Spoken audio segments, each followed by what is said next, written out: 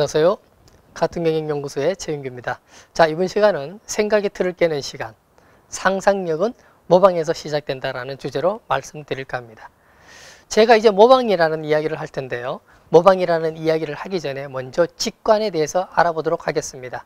직관은 무엇일까요?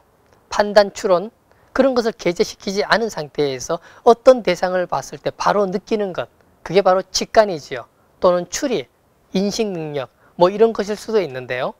전체적으로 어떤 것을 이해는 하지만 누군가의 설명을 하라고 하면 설명을 잘 못해주는 것, 그게 바로 직관입니다. 그래서 직관은 우리 사람들에게 있어서 굉장히 감성적으로 다가오지요. 그래서 저는 모방을 하기 전에 그 직관부터 배워야 된다. 왜냐? 직관은 결국 다른 사람이 못 느끼는, 나만이 느낄 수 있는 통찰력이기 때문입니다. 다른 사람이 못 보는 방향에서 나만이 사물을 깨뜨려 볼 수 있는 어떤 화살이기 때문에 그렇습니다. 그래서 모방을 하기 위해서도 먼저 직관, 통찰력 능력부터 길러야 된다. 현대무용가 마사 그레엄 이렇게 말했습니다. 나는 도둑입니다. 그런데 나는 부끄럽지 않습니다. 나는 도둑인데 플라톤과 피카소, 베르트랑 같은 최고의 인물들의 생각을 훔칩니다. 나는 내가 도둑인 것을 자랑스럽게 생각합니다. 내가 훔친 것의 진가를 알고 있고 그것들을 늘 소중하게 생각합니다라고 얘기했습니다. 마사 그레임은 어떤 사람에게서 플라톤의 철학에서, 피카소의 그림에서 다른 사람들이 못 보는 어떤 것을 느끼고 인식하는 거지요. 그것을 가지고 와서 모방을 하고 모방의 단계를 넘어서 자기 걸로 만드는 사람, 그런 사람들이 드물기 때문에 우리는 이런 사람들을 보고 대가라고 부릅니다. 상상력은 모방이고 모방을 위해서는 직관이 필요합니다. 보는 순간 느끼고 내 것으로 만들어내는 능력, 그것이 바로 직관입니다. 그래서 직관의 능력은 타고나는 것이 아니라 저는 수많은 성공과 실패, 그리고 판단해본 경험, 또 지식의 활용에 따라서 달라진다고 봅니다. 그래서 직관을 위해서 첫 번째, 더 많은 경험을 해봅시다. 두 번째, 내 판단을 믿고 나를 신뢰해 봅시다. 왜냐하면 내가 느끼는 직관이기 때문에 그렇습니다. 세 번째, 그것이 옳다고 느껴졌을 때 행동으로 옮겨봅시다. 그리고 네 번째, 이제 내 스스로 창조적인 모방가가 되어보자라는 것입니다. 피카소도 말했습니다. 좋은 예술가는 따라하지만 위대한 예술가는 훔친다. 따라하는 것은 모방입니다.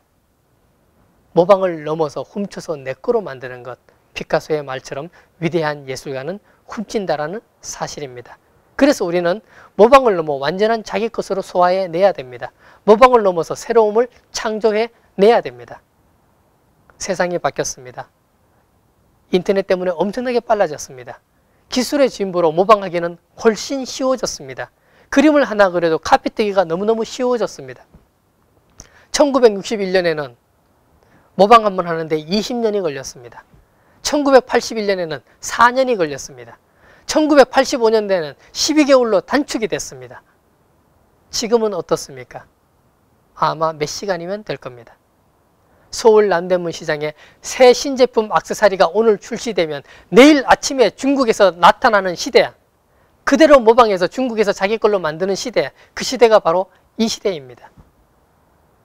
예전 개발도상국들은 모방을 하기 위해서 인건비가 싼 인건비를 해서 낮은 기술력으로 막 따라만 갔었죠. 이제는 그것을 넘어서서 내 걸로 만드는 것, 엄청난 것들 속에서 내가 모방할 수 있는 것들을 끄집어내고 어떤 것이 진정한 모방 대상인가를 파악해내는 것, 그것은 바로 직관의 능력이고 통찰력의 능력입니다. 월마트의 샘 몰턴 회장도 말했습니다. 내가 한 일은 대부분 다른 누군가로부터 베껴온 것이다. 펩시 부회장 라이오넬 로엘도 얘기했습니다. 혁신은 모방에 의해서 만들어진다. 결과적으로 우리가 어떤 제품을 모방할 때 모방을 더 잘해서 매우 혁신 제품으로 만들어내야 된다. 모방을 넘어서자. 결국 창조적 모방이라는 것은 모방과 혁신이 하나로 합쳐질 때만 가능하다라는 생각입니다. 그 모방의 힘 만들어주는 것, 바로 직관이고 통찰력입니다. 인간은 모방하지 않았다면 아마 발전하지 못했을 것입니다. 바로 모방은 창조를 있게 하는 힘입니다. 그래서 모방을 격려하는 사회가 되기 위해서, 그리고 모방을 격려하는 문화를 만들어주기 위해서 해야 될 것이 있습니다. 첫째, 모방을 수용할 수 있는 분위기를 회사에서 만들어라. 둘째, 의심을 하지 말고 그걸 뛰어넘는, 참고할 수 있는 그런 단계로 만들어라. 셋째, 모방할 대상을 조사해라. 그리고 분류해라. 그리고 선택해라. 이 중에서 어떤 것을 모방을 할 건지. 그때 필요한 게 바로 직관입니다. 그리고 나서 넷째, 이 제품을 가지고 시장이 있는지 파악하는 것. 그리고 다섯째, 시장과 소비장을 연계해서 전개시킬 수 있는 실행 능력이 있나 없나 고민하는 것. 그것이 바로 모방을 거쳐서 그 다음 창조의 세계로 넘어가는 과정일 것입니다. 자, 상상력은 모방입니다. 이 모방을 위해서 직관이 필요합니다. 여러분이 사물을 바라보고 여러분이 세상을 바라보는 직관, 어떻게 기르실지 그 첫 번째 시간이 되셨으면 좋겠습니다. 감사합니다.